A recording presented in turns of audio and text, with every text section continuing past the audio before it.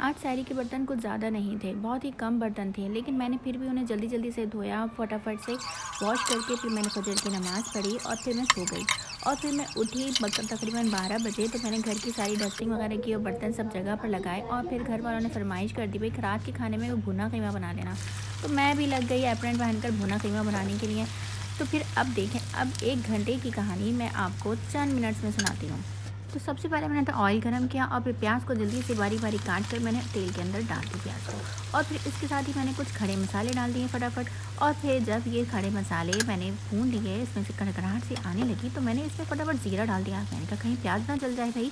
फिर मैंने क्या किया, इसके साथ साबित मिर्चें भी मैंने साथ ही डाल दी, क्योंकि भाई हमारे घर में तो सबको स्पाइसी खाने पसंद है। तो मैंने लाल साबित मिर्च का इस्तेमाल मैंने किया। मैंने कहा भाई इससे ज़रा मिर्चें तेज़ हो जाएंगी।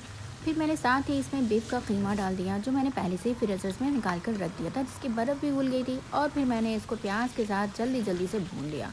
और फिर मैंने यहाँ पर लहसुन अदरक का पेस्ट डाल दिया।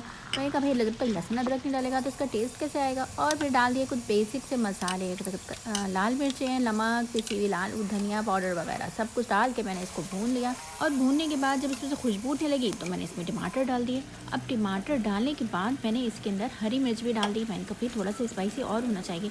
फिर मैंने यहाँ पर पानी नहीं डाला, बल्कि स्लो फ्लेम कर मैंने इसको ढक कर रख दिया तकरीबन 20 मिनट के लिए। अब 20 मिनट के बाद जब हमने उसको उठा के देखा, तो वाह भाई वाह, कीमा भी गल गया था और टमाटर भी सारे गल गए थे।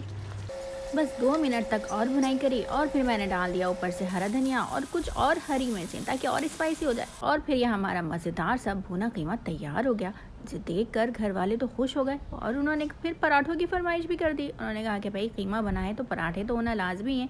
और फिर हम लग गए पराठे बनाने के लिए, लेकिन इफ्तार के बाद। तो ये थी आज की मेरी स्टोरी। तो मिलते हैं कल एक नई स्टोरी के साथ। उस वक्त तक के लिए इजाज़त, अल्लाह हाफ़िज़।